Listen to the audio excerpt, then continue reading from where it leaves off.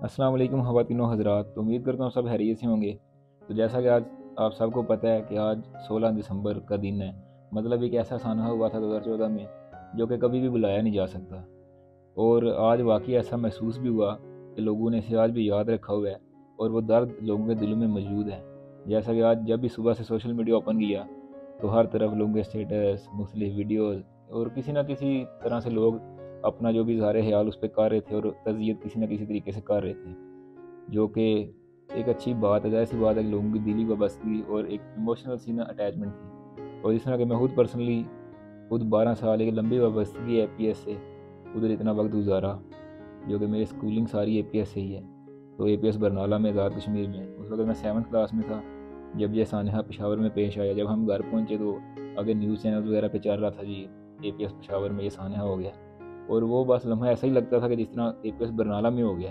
मतलब कि वो ज़ाहिर-सी जब एपीएस का नाम आता था तो बस वो एक ऐसे जो अटैचमेंट थी ना, उसकी वजह से ऐसा ही महसूस होता था कि कुछ एपीएस मतलब एपीएस के साथ हुआ क्या है।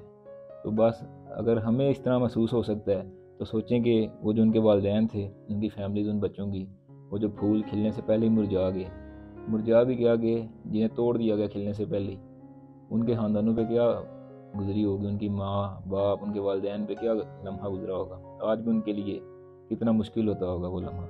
खैर, असल बात यह है कि इससे हमने सीखा क्या है और इससे हमने पाया क्या। जो उन बच्चों की कुर्बानी थी वो तो हम रायगा ना जाने दें, हम उससे सीख क्या रहे हैं और हम कर क्या रहे हैं। आज ऐसा हुआ कि मैं बाज़ार से गुज़र रहा था और एक दो गाड़ियाँ साथ से गुजरी और उसमें तराने लगे हुए थे, बड़ा दुश्मन बना फिरता है ये वो, जिस तरह के मुख्तलिफ तराने हैं वो लगे हुए थे। तो महसूस ये हो रहा था कि लोगों की अटैचमेंट तो है, लेकिन हम अमल क्या कर रहे हैं उससे। अगर हम तरानों की हद तक रहेंगे तो उसका, उनकी कुर्बानी, वो जो है ना, रायगा हम जाने से फिर किस तरह बचा सकते हैं। तो उसे बचाने के लिए हमें अमली काम करने होंगे। मतलब वो जो बच्चे इल्म हासिल कर रहे थे वो कल का मुस्तकबिल थे, उन्हें शहीद कर दिया गया। उसके उनका उजाला हम किस तरह कर रहे हैं। उनका उजाला कुछ इस तरह किया जा सकता था कि तालीम के निज़ाम को बेहतर किया जाता, जो कि बिल्कुल भी ना होने के बराबर है।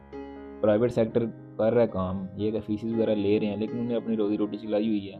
अगर वो फ़ीसेस भी लेते हैं तो कुछ ना कुछ सर्विसेज बेहतर दे रहे हैं। गवर्नमेंट सेक्टर की बात करूँ उससे, उसके मुकाबले में तो गवर्नमेंट सेक्टर जो है वहाँ तो पानी साफ़ नहीं पीने को मिलता, क्लासरूम उधर नहीं है, बेहतर स्टाफ नहीं है, बिजली का कोई प्रॉपर निज़ाम नहीं है। तो जब इस तरह के मामला चलते रहेंगे तो हम किस तरह तालीम में आगे बढ़ सकते हैं और किस तरह दूसरी कौम को हम पीछे छोड़ेंगे।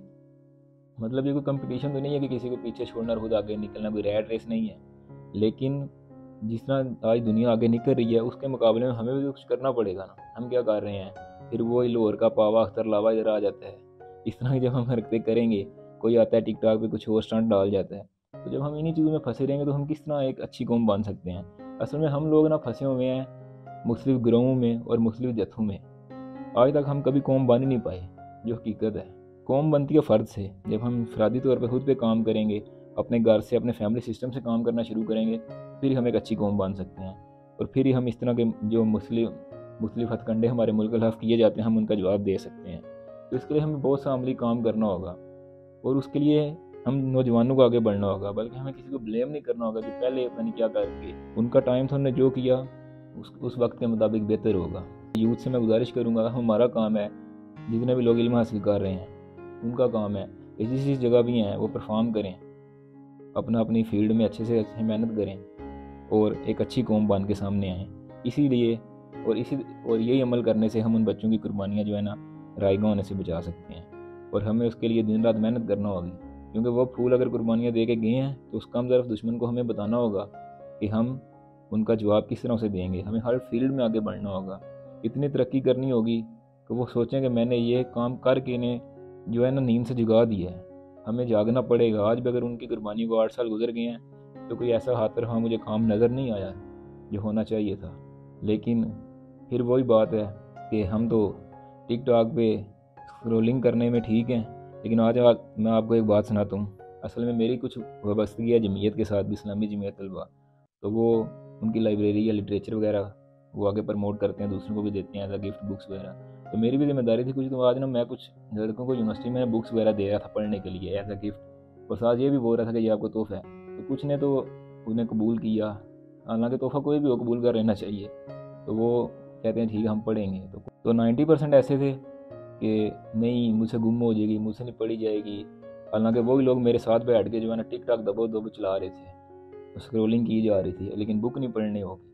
تو اصل میں بکس میں یہی ہے، جو پرانے بابے اپنا 100 سال پرانا علم لکھ کے گئے ہیں، وہ باتیں ہمیں بتا کے گئے ہیں، وہ ہم فالو کریں تو پھر یہ ہے کہ ہم ان کے ایکسپیرینس سے فائدہ لے سکتے ہیں۔ اور اگر پھر ہماری حرکات اس طرح کی رہیں گی تو سلیم کا بھی کیا فائدہ جو اپنے حق کے لیے آواز نہ اٹھا سکے۔ اسی طرح ایک شعر بھی ہے جو کہ بہت سے لوگ اسے حضرت علامہ اقبال سے منسوب کرتے ہیں، لیکن اصل میں یہ شعر ان کا نہیں ہے، کسی اور شاعر کا ہے جن کا تعلق شاید ہندوستان سے تھا۔ تو وہ شعر میں یوں کچھ لکھتے ہیں کہ اللہ سے کرے دور تو تعلیم بھی فتنہ، املاک بھی، اولاد بھی، جاگیر بھی فتنہ، ناحق کے لیے اٹھے تو شمشیر بھی فتنہ، شمشیر تو کیا نعرہ تکبیر بھی فتنہ۔ تو اس بات سے ہمیں جائزہ لے لینا چاہیے کہ اگر حق کے لیے نہ اٹھے تو شمشیر بھی فتنہ، شمشیر تو کیا نعرہ تکبیر بھی فتنہ۔ تو جدھر بھی حق کے لیے آواز اٹھانی پڑے کبھی بھی گھبرائے نہ، اور خاص کر کبھی بھی ہمیں اپنے دین اسلام کی بات کرتے ہوئے گھبرانا نہیں چاہیے۔ جس طرح قطر نے فیفا ورلڈ کپ میں دین کی بات کی، اسی طرح ہمیں بھی سر اٹھا کے دین کی بات کرنی چاہیے جو کہ ہمارا مذہب ہے۔ اور انشاءاللہ اس ٹاپک کو پھر کسی دن بات کریں گے۔ اور یہ ویڈیو بنانے کا مقصد بھی یہی تھا کہ کچھ ایسا میسیج دیا جائے کہ صرف ترانوں سے نکلیں باہر اور کچھ عملی کام کریں تاکہ ان بچوں کی قربانیاں رائیگاں نہ جا سکیں، اور ان کے لیے دعا کریں اور ان کے گھر والوں کے لیے دعا کریں کہ اللہ انہیں صبر جمیل دے اور ان کو اس کا اجر بھی دے اس قربانی کا، اور اللہ ہمیں بھی ہدایت دے اور ہم ان کی قربانی رائیگاں نہ جانے دیں۔ آج کے لیے اتنا ہی، اپنا بہت سارا خیال رکھیں، انشاءاللہ ملیں گے کسی اور ویڈیو میں، تب تک کے لیے اللہ حافظ۔